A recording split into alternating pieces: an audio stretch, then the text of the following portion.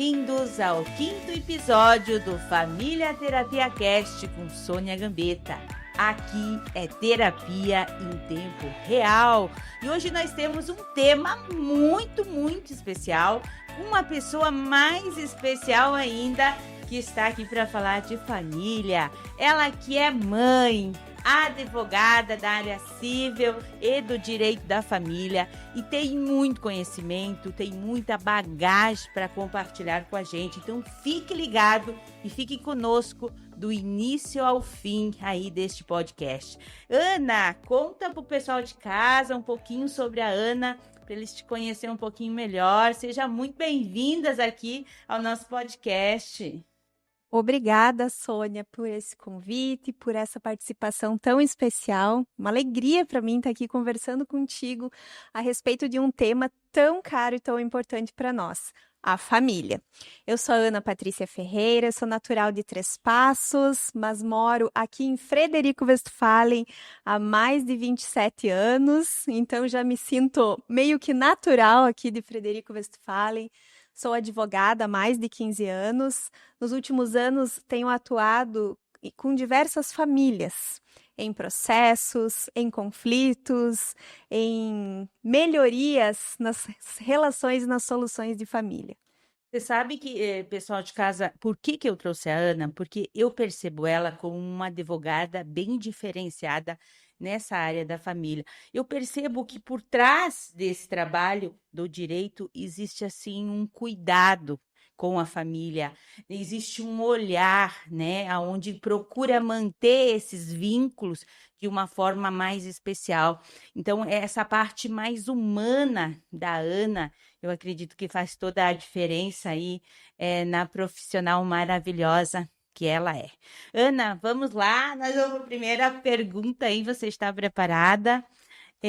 Fale para nós, assim, de forma bem abrangente mesmo, o que significa família para você? Não poderia fugir do comum, né? Família é base. Família é uma instituição. Eu falo instituição porque vem do direito, né? Mas a verdade é que família é primordial, é vínculo, é sagrado. Uau! E que valores, assim, que você acredita que você realmente herdou da tua família, dos teus pais, né? E que hoje você leva para a vida? A minha família sempre trabalhou bastante com honestidade, fidelidade, justiça. Herdei muito essa questão da justiça, da busca pela justiça do meu pai. Acredito que esses valores norteiam a minha existência, meus vínculos. Uau, que lindo! Vocês sabiam, pessoal de casa, que o nosso propósito de vida está intimamente ligado com a nossa família? Então, sempre que você faz uma escolha profissional, se você olhar para trás, você olhar para o teu pai, para tua mãe, para os seus avós, para os teus bisavós, você vai ver que a tua escolha profissional, em algum momento, foi norteada por fatos e valores que aconteceram dentro da nossa família. E isso eu percebi na prática, no dia a dia, nas pessoas que chegavam para mim. E como é lindo quando você consegue ter esse olhar. Ana, então assim, eu sei que você trabalha muito com famílias, eu queria saber de você quais são os principais desafios que você encontra como a advogada da família no dia a dia do teu trabalho. Bom, no dia a dia do meu trabalho, os principais desafios que eu encontro são em manter os vínculos parentais. Geralmente, quando as famílias ou parte das famílias chegam até o escritório, elas já estão de alguma forma desfeitas, né? É uma separação, seja por um divórcio ou uma separação entre irmãos, num conflito de inventário, por exemplo. Então, essas famílias já estão de alguma forma com algum laço rompido. Então, o meu maior desafio é trazer a responsabilidade para essas pessoas do mantimento do vínculo da família. Porque as pessoas, não do modo geral, mas na maioria das vezes, quando chegam ao escritório de advocacia, não buscam só pela justiça. Tem, às vezes, um fundo de vingança, um fundo de justiça, na visão delas, né? Mas quando a gente lida com o direito de família, a gente não pode olhar só para o direito cru. A gente precisa olhar para os vínculos familiares.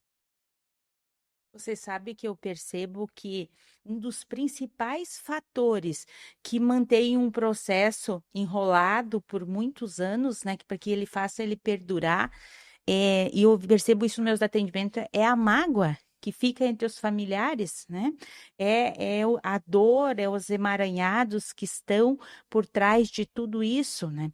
Então, eu queria que você passasse, assim, qual a história que mais te marcou nesse tempo todo? Claro, não precisa citar nomes, mas de uma forma geral, eu queria que você compartilhasse com o público de casa nesses anos todos que você trabalha com isso, o que que realmente te marcou? Tem alguma história assim que te chamou muita atenção? Sim. Antes de eu contar essa história, eu quero fazer um pequeno adendo a respeito do que você falou sobre a escolha da profissão vir da tua história familiar, né? Eu me lembro que alguns anos atrás eu estive aqui contigo e eu falei para ti que eu me sentia um pouco frustrada com a minha profissão.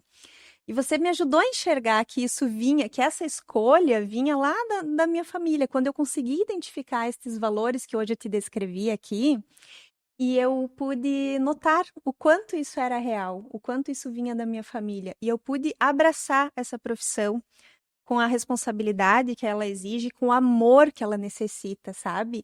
Então eu só quero pontuar isso, Sônia, que é muito importante para quem está ouvindo. E a escolha da profissão, a escolha do que você faz, além do profissional, como um trabalho voluntário, alguma coisa nesse sentido, faz a gente olhar para as nossas origens, né? Para aqueles valores adquiridos na infância, na adolescência. E eu pude notar que quando eu consegui olhar para isso com amor, com respeito, eu consegui abraçar a minha profissão, porque não é nada fácil. Estarmos no escritório com conflitos dos outros, sendo que as pessoas não querem se responsabilizar pela sua parte, querem acusar a outra parte, né? E fazendo esse gancho, então, eu vou falar a respeito dos casos que me chamam a atenção. Mas deixa só eu complementar aqui.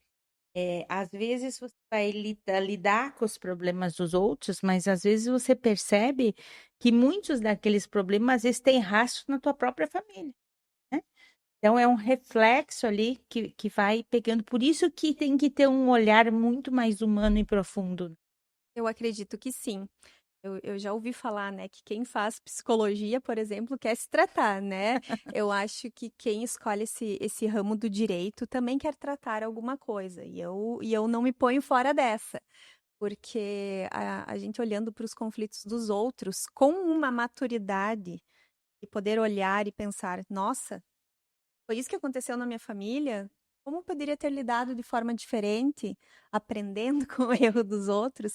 Eu acredito que a gente pode sim evoluir também. Eu sou muito grata pela minha profissão e por todo o trabalho que eu desenvolvo, não só na minha profissão, com as pessoas que eu convivo, porque a gente recebe muito mais do que a gente dá, né? A gente aprende muito mais olhando para os outros, né? Que bom que você tem esse olhar. Não é todos os profissionais que têm esse olhar, que consegue pegar essa vivência, né?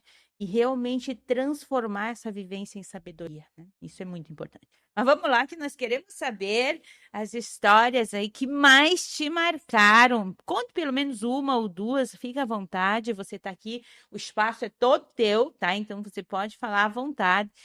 Compartilhe, assim, claro, de forma objetiva, sem nomes, né? Qual foi assim os casos que mais te surpreenderam, te impactaram como profissional? Bom, os casos que mais me marcam profundamente são os casos que envolvem alienação parental, que é quando um dos genitores ou qualquer adulto que detenha poder sobre uma criança incluam na mentalidade da criança memórias que não são verdade, que projetam na criança coisas que venham a dificultar o relacionamento dela com o outro genitor. Isso me impacta bastante. Cada caso que aparece no escritório é um caso que eu demando bastante atenção. Não só atenção jurídica, como uma atenção também educacional, sabe? De conversar bastante com os clientes, na oportunidade que temos também, às vezes, conversar com a família dos clientes, né? Demanda bastante esforço e paciência, porque não é fácil. Geralmente, as pessoas que fazem qualquer tipo de alienação, elas não conseguem enxergar a realidade.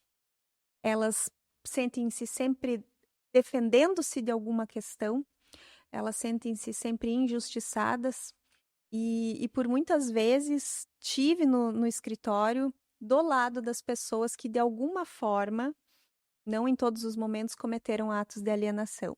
Então isso me marcou bastante, principalmente por pelas pessoas não aceitarem que precisavam de um tratamento correto, seja com psicólogo, seja com uma terapia alternativa, mas que se posicionavam naquela firmeza, naquela dureza de coração de serem a vítima em todo o tempo. Por quê? Por que isso me chama tanta atenção? Porque quando o casal se separa por diversos fatores, né? E eu sempre falo lá no meu escritório, imagina se você estivesse junto com essa pessoa, como é que seria essa discordância nesse ponto?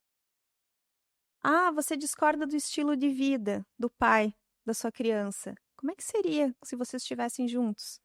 Você não teria maior atenção para lidar com isso? Sim, teria, tentaria conversar uma, duas, três vezes. E por que que é diferente quando está separado? Por que que tu demanda uma atenção tão deixar de lado, só falar através do advogado, né? Sabe que eu vejo, eu percebo muito no dia a dia dos meus atendimentos, como eu sempre falo assim, o casal ele veio antes dos filhos, né? Então, você, o teu esposo, eu, meu esposo, nós viemos antes dos filhos. Os filhos vieram depois. Mas é impressionante que sempre que ocorre uma discordância, um divórcio, eles colocam os filhos no meio, né? Eles começam a dizer porque o teu pai é isso, porque o teu pai é aquilo, porque o teu pai agiu dessa maneira, ou tua mãe fez isso, e eles acabam, né? Ao invés de comunicar para os filhos, ó, a mamãe e o papai está se divorciando, mas eu vou continuar sendo a tua mamãe, você vai continuar sendo o teu papai, isso não vai mudar absolutamente. Começa um jogo, né? E eu percebo que esse jogo, ele é um jogo para ferir, né? Ele é um jogo para vingar, ele é um jogo, né? Que eles usam o filho como um instrumento, né? De guerra aí no meio do casal, né? E aí, nesses casos, como que você lida com isso? O que que você faz para conseguir trazer menos dano possível para esses filhos? Então, tem uma frase que a gente utiliza bastante lá no escritório o filho é 50% do pai, 50% da mãe, né? Quando você fala qualquer coisa do outro genitor, seja pai ou seja mãe, você está ferindo metade daquela criança. Você está ferindo gravemente metade daquela criança, não só o outro genitor. As discordâncias, elas são levadas tão ao pé da letra que elas chegam a ser tão absurdas, a gente chega a ficar triste, chateado, né? Porque chega tanta coisinha que não pode ser levada para o judiciário. Por exemplo, o meu filho chega sempre sujo da casa do genitor, não dá o banho corretamente, não limpa a unha corretamente. São coisas que a gente não tem como levar para o judiciário, né? Estilos de vida, questões mais leves a respeito de higiene, né? São coisas que a gente não pode levar para o judiciário, mas tudo isso é conflito. Então, quando fica só entre os adultos, tudo bem, né? Você desabafar com alguém, desabafar com a tua advogada, né? Mas quando chega, Advogada, psicóloga. sim, quando chega na fase de falar para a criança, o teu pai não cuida de você direito. O teu pai nunca faz o que a gente combina. A tua mãe sempre dá para trás nos combinados. Parecem coisas inofensivas, mas vão gerando na criança um dano irreparável. É uma alteração mental na criança que só com muita terapia pode ser revertida ou não. Você sabe que às vezes eu atendo muitos casais e muitos casais divorciados, inclusive. aonde, por exemplo, a mãe ou o pai diz assim: ah, eu odeio o fulano, né? Eu odeio o ciclano. Eles falam muito nisso. Eu falei: você odeia seu filho também? Porque como que tu vai odiar o pai da criança e amar o teu filho? Como que é possível? Tá? Então, ali entra um conflito, porque as pessoas elas não têm consciência que ao odiar o pai do seu filho, eles estão odiando metade do filho. Isso é sistêmica pura, 50% de cada um. Então, como que é possível você amar tanto teu filho e odiar quem deu a vida para o seu filho? Entende? Então, tem algo, um ponto muito crucial aí que eu sempre falo, que você não precisa amar, continuar amando o pai do seu filho, né? Mas tu pode continuar amando seu pai do seu filho através do seu filho, né? Eu amo, né, o seu pai em você, meu filho, a partir de agora. Não vou mais amar o teu pai como eu amava, né, no relacionamento afetivo, mas a partir de agora eu vou amar o seu pai em você, meu filho. Então, quando as pessoas têm esse olhar, sabe? Que elas olham para aquele filho e conseguem reconhecer o pai e a mãe daquele filho naquela criança, é um processo mágico que acontece. E isso acaba trazendo um equilíbrio muito grande, eu percebo aí dentro das terapias, né? Então, esse foi um olhar que eu direciono sempre para os meus clientes, quando eles têm um conflito muito grande, para que eles aprendam a amar os pais dos filhos nos filhos, né? E para que assim eles possam seguir, porque não dá para excluir, não é mesmo? O que que tu pensa a respeito disso? Sônia, sabe que eu faço um exercício que me lembrei muito agora, enquanto tu descrevia o que tu faz com as tuas clientes, eu faço um exercício lá de mentalização. Eu digo, pega uma foto do teu filho, da tua filha, dos teus filhos. E agora descreve para mim quais são as características tuas nele. Se eu tô falando com a mãe. Pai, quais são as tuas características no teu filho? Ah, ela tem os meus olhos. Ela tem aqui o puxadinho do meu olho. Tá, e as outras características? Ah, as outras características são da mãe. Tu já consegue perceber alguma característica comportamental no teu filho, na tua filha, que é do pai, que é da mãe? Sim. Eu digo, quanto tempo tu vai ter que conviver com isso? Ah, a vida toda. Então não é mais fácil amar? Não é mais fácil acolher? Uau! Porque quando tu vai ver no teu filho a face do outro genitor, seja pai ou seja mãe, tu vai rejeitar? É incrível, né, Ana? É incrível como as pessoas elas acham que elas viveram 10, 15, 20 anos com o parceiro. E elas acham que elas vão pegar aquele pedaço da história dela, elas vão recortar, elas vão jogar fora. Aí eu pergunto sempre para elas: e você trocaria esse pedaço da história pelos teus filhos? Você abriria a mão do teu filho para não ter vivido esse pedaço de história? E as pessoas, elas sempre voltam ao mesmo ponto. Elas dizem, eu jamais abriria mão dos meus filhos. Entende? Como é lindo isso, né? Como é lindo quando você, às vezes você está tão mergulhado no ódio, no conflito, que você não consegue perceber que por mais difícil, desafiadora, problema que teve aquele tempo de relacionamento, mas ele também trouxe muitas coisas boas e maravilhosas, né? É Isso. verdade. E quando elas me questionam, elas ou eles me questionam assim, mas eu vou cuidar para que ele não tenha esse tipo de comportamento. Eu sempre conto uma história que eu vi com os meus próprios olhos. Eu trabalhava num lar de acolhimento e lá tinha duas crianças, dois gêmeos, tá? Eles foram criados por uma mãe e por um suposto pai. Aquela pessoa não era pai deles. E lá, essas crianças foram destituídas da família, né? A família foi destituída do poder familiar e eles foram para o lar de acolhimento. E lá aconteceu que encontraram o verdadeiro pai dessas crianças, foram atrás, tentaram fazer um resgate, não desse relacionamento, porque nunca existiu, mas convivendo assim durante um ano com essas crianças, a gente olhando o comportamento deles, quando chegou esse pai que eles nunca viram, que eles nunca conviveram. Foi tão engraçado de ver o pai se parecia tanto com as crianças no modo de ser, no comportamento, no jeito de falar. As crianças pareciam com o pai, né?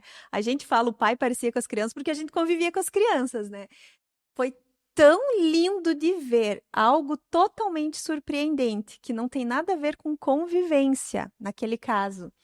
Então eu digo para as pessoas que eu tenho possibilidade de dizer, mais dia, menos dias, vai se manifestar alguma coisa do outro genitor. Você tem que aprender a amá-lo. Se não conseguir amar do modo cristão de ser, né, que é o amor verdadeiro, posso falar assim, a gente precisa exercer um respeito muito, muito, muito, muito grande que possa se assemelhar a um tipo de amor, porque senão você vai estar sempre em conflito com o seu filho.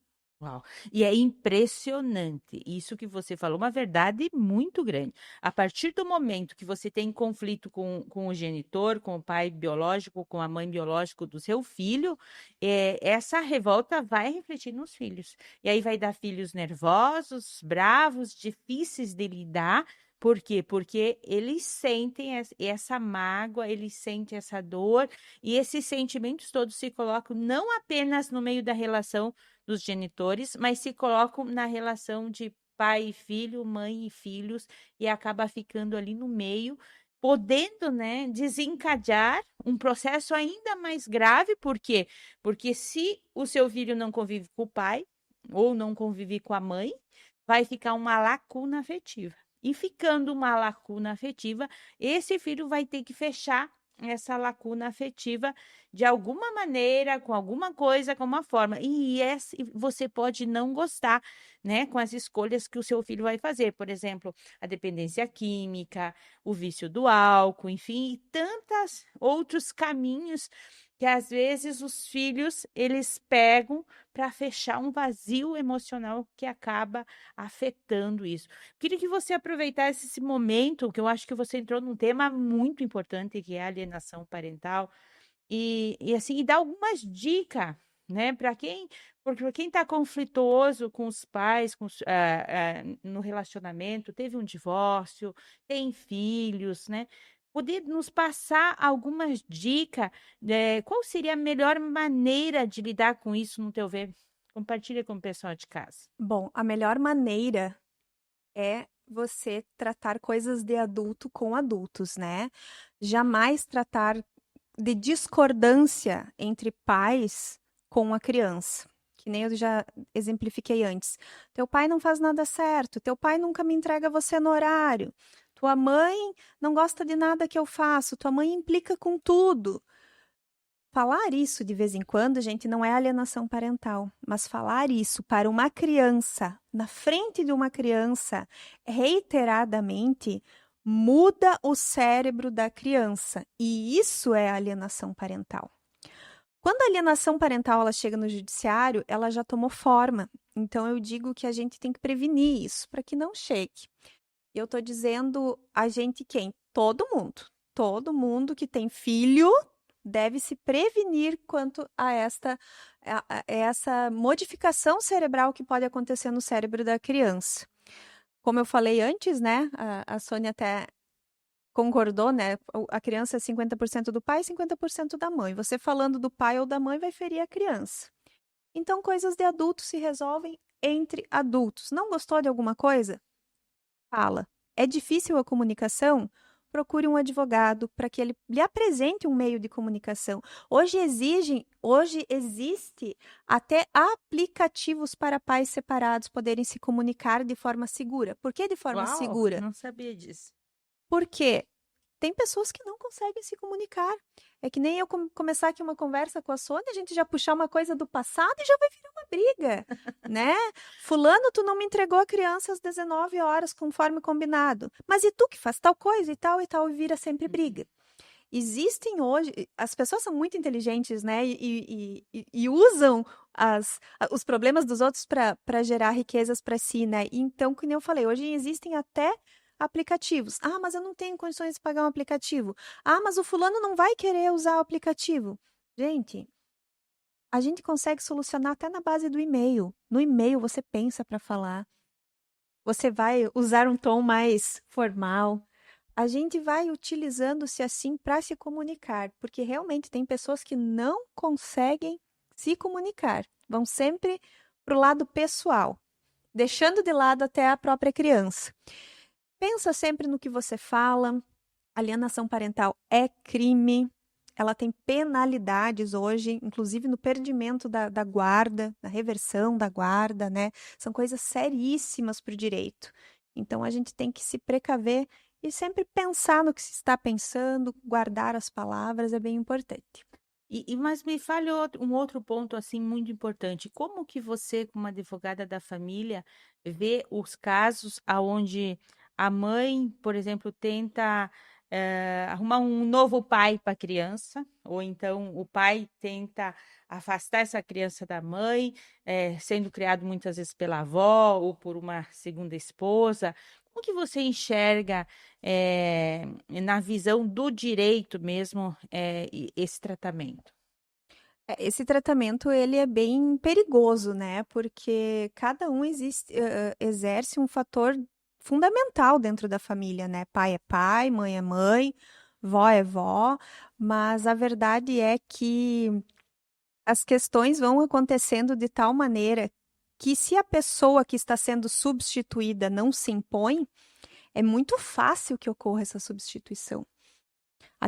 Veja bem, a fase de ser criança, ela é muito curta diante de uma vida, vamos colocar aí, de 70, 80 anos.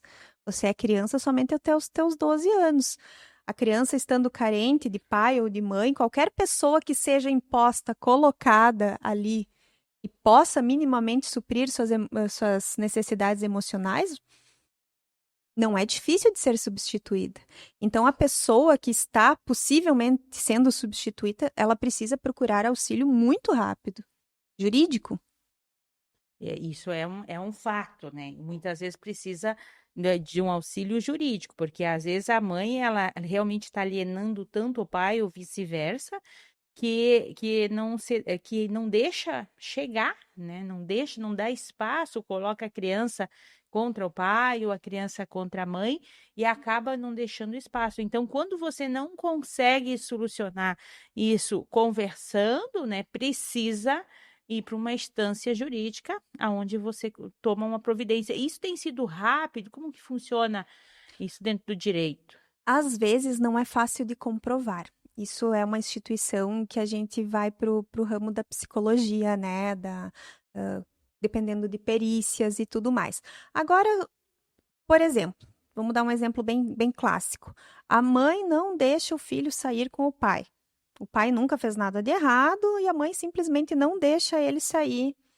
Vai ver o filho aqui no portão de casa, ou vai ver 5 minutinhos lá na escola, no portão da escola. A mãe fica delimitando, impedindo, dificultando. Isso é um caso clássico de alienação parental. É mais fácil de ser comprovado, né? Uma simples intervenção jurídica e uma advertência à pessoa que faz isso pode ser já a solução, né? Se consegue dessa maneira, muito mais fácil, né? Sim, isso é um caso mais clássico, né? Agora, quando tem um caso de introdução de memórias erradas na cabeça da criança, como, por exemplo, um exemplo assim aleatório. Ai, o teu pai sempre me batia, tu vai querer ir lá na casa dele. Ai, o teu pai nunca trazia nada para nós dentro de casa. Tem certeza que tu vai ficar o final de semana lá? Então, isso são dúvidas colocadas na cabeça da criança que também pode vir a ser alienação parental, quando elas são de forma mais reiterada, né? Que Que é podem quando vir a eu modificar. falo que é jogar uma carga para cima da criança, né? Ou seja, eu, mãe, sofri, então agora, meu filho, tu vai me trair se tu ir lá visitar teu pai. Então, eu vejo muitos casos aonde realmente a criança, ela sente que se qualquer movimento que ela dá em direção a esse genitor, em direção a esse pai, essa mãe, é como se fosse uma literal traição, né? Aonde sente que está traindo a parte que apoiou, a parte que esteve presente, né? Então, percebe o nível de envolvimento da criança, ela é tão grande que acaba afetando, como você falou, a psique né, dessa criança que não tem ainda uma psique formada, que não tem condições ainda de fazer suas próprias avaliações, suas próprias conclusões, né, e acaba afetando de forma muito profunda. Então, e você de casa que já passou por isso, né? Porque nós falamos aqui de casos atuais, mas o que acontece? Eu já passei por isso, já deixou um rastro, um estrago, né? E aí, você vai carregar isso para sempre ou você vai carregar a mágoa do seu pai para sempre? Agora você é adulto, agora você é um homem, agora você é uma mulher, você vai continuar carregando essa carga ou você vai buscar ajuda para equilibrar? Porque depois que foi feito, né? Não tem mais como desfazer, mas existem caminhos que podem buscar a solução. Mas vamos lá, vamos continuar, né? Porque esse tema foi maravilhoso, essa parte da alienação. E que outros cases, assim, que tem chegado para você hoje, que tem chegado com mais frequência, assim, que você vê que é um maior número e que tem te impressionado, você tem percebido que tem aumentado?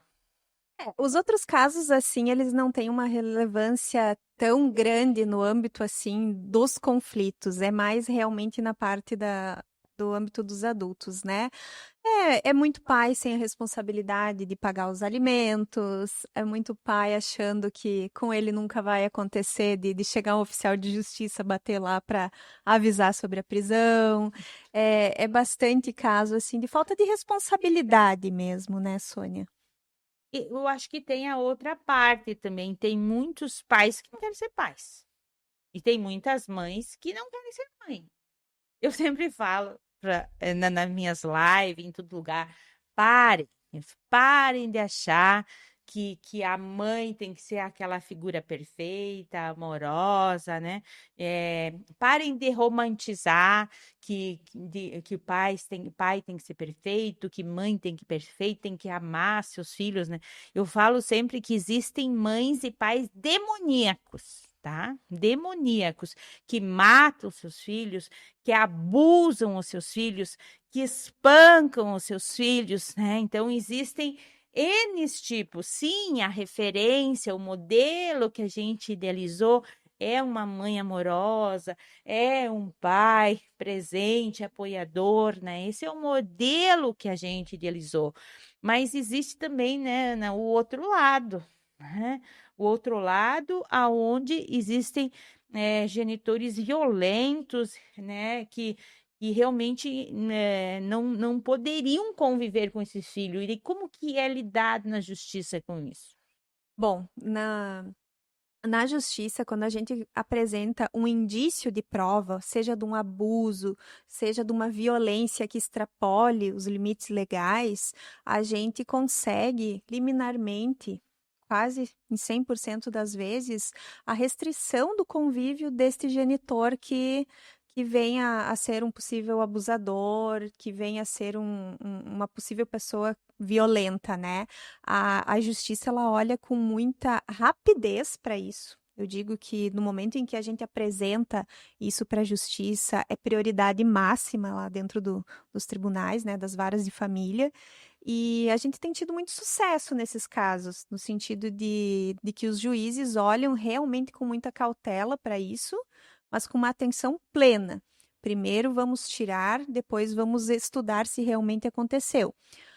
Pode haver um prejuízo para esse pai, para essa mãe que não fez isso? Pode. Aí a gente entra de novo no âmbito da alienação parental, né? Porque a questão de você denunciar um crime e ele não foi cometido por um dos genitores, isso é crime e também está previsto lá na lei de alienação parental. Quem denuncia falsamente corre o risco, inclusive, de reverter a guarda. Por exemplo, vamos dar um exemplo. A mãe tem a guarda unilateral da criança e acusa falsamente, não estou falando dos casos em que haja realmente acontecido esse fato, acusa falsamente o pai de abuso sexual. O juiz vai dar máxima prioridade para elucidar esse caso. Por quê? Porque se não for verdade, a criança está privada do convívio com o pai. E se for verdade, ela tem que ser assegurada que não vai mais conviver com o pai. Então, são prioridades urgentes da justiça, mas a gente precisa olhar com os olhos, com uma visão assim plena em cima desses processos. Complexo, né? Porque às vezes você chega o cliente lá e ele, né, e faz uma choradeira e se coloca de vítima da história e depois quando começa a clarear os casos, muitas vezes não é bem assim, né? Você falou tudo. Como é desafiador, né? É desafiador. Porque aí você, nessa altura do campeonato, né, como que tu vai agir, né? Se você sabe que as coisas não são bem assim, e aí você tem que defender. A gente fala dos riscos para a pessoa. A pessoa às vezes chega ali, ó, fiz um boletim de ocorrência, aconteceu isso, isso, isso lá na casa do pai durante a visita. Não sei se foi o pai, não estou acusando o pai, mas aconteceu isso. A criança veio relatando isso. Primeira coisa, manda para a psicóloga, manda o boletim de ocorrência para o juiz, pede para que seja suspenso o direito de convívio da criança com aquele genitor que aconteceu o abuso ou a violência. Aí, suspendeu, tirou a criança do possível risco, a gente vai ver se é verdade ou não. Aí, quando chega cliente lá, o cliente, ó, vou fazer essa denúncia, esteja ciente dos riscos. Suposições, ok, a criança falou, ok, né? Mas precisa se manter isso. Perfeito. Porque talvez na delegacia a criança, obviamente, não vai ser ouvida, mas uma psicóloga tem condições de saber o que a criança fala. Talvez eu não tenha condições de saber o que é verdade do que uma criança está falando, mas uma psicóloga, uma pessoa especializada, perita judicial nesse sentido, vai saber, né? E uma hora a verdade vai aparecer. E é um risco para ambos os lados. Eu fico assim, de verdade, com o coração na mão, pela mãe ou pelo pai que precisa fazer essa denúncia. Ao saber que realmente pode ter acontecido, quando são casos assim que estão na cara que aconteceu, né? Onde tem uma evidência física, principalmente, né? De abuso ou de agressão, ou naqueles outros casos que são piores, né? Em que não há uma evidência física. Você sabe que você entrou num ponto aqui, é um ponto muito crítico. Antes de eu trabalhar com pessoas, eu não imaginava que tinha um número tão alto de abusos como tem. Eu teve uma época ali que eu atendia tanta gente com esse problema que eu pensei, meu Deus, não é possível, né? De cada 5 ou 10 pessoas, vamos imaginar que cada 10 pessoas que eu atendia, pelo menos 5 ou 6 já tinham sido abusadas, né? Ou então assediadas de uma forma bastante comprometedora, né? E esse é um fato, né, que é um problema da nossa sociedade hoje, é um problema muito grave que apesar de todas as leis que já existem, né, apesar de tudo que está acontecendo, existe hoje, claro, uma mudança muito grande em relação ao passado, aonde era quase que normal, a pessoa tinha que ser abusada, ainda era calada pela mãe, calada muitas vezes pelo pai, porque às vezes acontecia o incesto ali dentro da família mesmo, né? Então, e se calavam muito, então era um assunto assim muito complexo, delicado, que nunca se colocava em pauta, e isso eu percebo que hoje ainda é um grande problema da nossa sociedade que tem afetado inúmeras pessoas e as crianças elas se colocam num estado de medo muito grande. O que que nós poderíamos fazer hoje para tirar essas pessoas, essas crianças, esses adolescentes, essas mulheres desse estado aonde elas sofrem esse tipo de violência? Eu acredito que a primeira coisa a se fazer é o encorajamento das pessoas a se perguntarem. Porque às vezes, Sônia, as pessoas chegam lá e elas não sabem nem se foi de fato um abuso ou não. Será que isso é um abuso? Será que fazer isso eu fui abusado? Meu filho foi abusado? De buscar realmente em fontes seguras na legislação, através de um advogado, de um psicólogo que lide nessa área, saber se isso é abuso ou não. Primeira coisa. né? A segunda coisa é o encorajamento correto a buscar os meios corretos, né? Quando a gente tem um abuso sexual propriamente dito, daqui a pouco a pessoa vai primeiro para a delegacia, é levada para cá, é levada para lá. A gente sabe hoje que o nosso sistema judiciário ele ainda é um pouquinho moroso. Daqui a pouco demora uma perícia, né? Então a gente precisa ter a informação correta. Não tem hoje uma pessoa que já não tenha consultado um advogado, né? Eu digo assim, esse ano, em princípio, esse final de ano foi um ano bem atípico para mim, que eu permaneci na cidade e eu recebi 3 casos de possíveis abusos em crianças, para a gente pedir a suspensão do direito de visitas. Então, foi um final de semana assim bem, um final de ano bem tumultuado para mim. E essas mães, elas não têm a informação correta, né? Eu vou fazer um boletim de ocorrência e eu vou esperar me chamarem. Não, a gente tem que lidar muito rápido com isso. Se existe qualquer tipo de evidência, ela some. Então, precisa ter um advogado especializado para te conduzir nesse processo, porque senão as evidências são perdidas, Uau. né? Mas, enfim, voltando à tua pergunta, o que que a gente pode fazer para isso não acontecer mais tanto? Se informar, saber o que que é abuso, saber verificar as evidências psicológicas, comportamentais a respeito disso, porque, como eu disse, nem todo abuso vão ter evidências, né? Então, de você verificar num comportamento da criança, olha, ela não se comportava assim, agora está se comportando. Quem que eu procuro? Psicólogo, gente, um psicólogo para fazer o acompanhamento e poder laudar isso. Dar um laudo, né? Perfeito. Um psicólogo precisa de acompanhamento. Hoje, se você tem um caso desse, se você chega com boletim de ocorrência no posto de saúde, você vai ter atendimento prioritário para psicólogo, né? Eu pude comprovar isso nesse final de ano, como mencionei para vocês. Então, buscar esses direitos, né? Porque senão as evidências se perdem na mente da criança. Vão ficar os traumas, Como ficam? mas as provas elas podem se perder, né? Na verdade, a nossa família, né, Ana, ela pode deixar tanto um rastro de amor, de valores, né, como ela pode deixar um rastro de muita dor, de muito sofrimento, de muitos traumas aí. Nós temos nosso tempo está chegando ao fim, passou muito rápido, né, aqui. Eu queria que você, nesse momento, antes de nós finalizar, que você deixasse uma mensagem para o pessoal de casa, tipo, da tua família para a família de quem está nos assistindo. Pessoal, família vai ter sempre conflito. Na minha casa, hoje de meio-dia teve conflito. É inevitável, mas acima dos conflitos, os vínculos, o sangue, a convivência, isso está acima de tudo. Olhar para essas crianças sabendo que ela tem o rostinho do pai, o rostinho da mãe, 50% de cada um, e amar.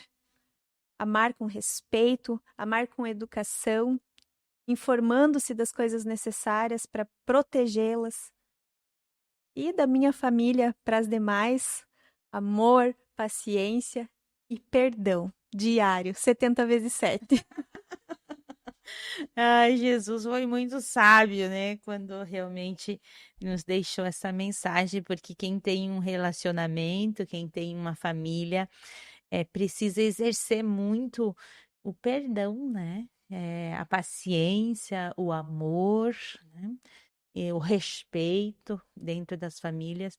Acho que família ela é algo tão sagrado, né? Eu falo que família é o maior de todos os projetos de Deus. Não existe nenhum projeto mais lindo e maior que a nossa família. É talvez a coisa mais valiosa. Hoje de manhã eu atendi um casal e eu falei para eles, ó, eles disseram, ai, nós queremos prosperidade. Eu falei, vocês já são prósperos. Eu falei, vocês já são prósperos, porque vocês sabem quantos casais que chegam aqui à beira do divórcio, vocês têm amor, vocês têm 2 filhos lindos, saudáveis, vocês têm, né, companheirismo. Eu falei, vocês já são muito prósperos, vocês precisam perceber essa prosperidade Às vezes a gente fica buscando o que é ser próximo, mas o que é ser próspero?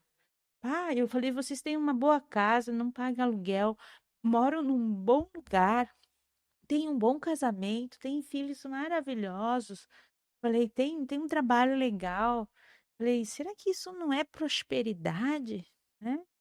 Às vezes a gente tem tanta riqueza dentro da nossa casa e nós não percebemos o quão ricos nós somos.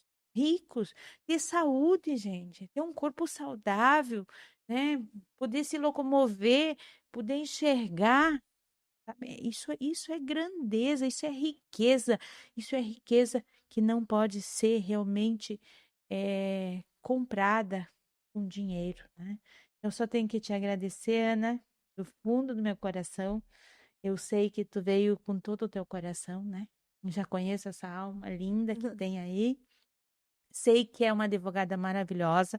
Então, vocês que têm algum problema, querem buscar uma pessoa que realmente tem esse olhar mais humano, entendeu? Que vai te cuidar com essa atenção, que chega a aplicar uma técnica lá, né?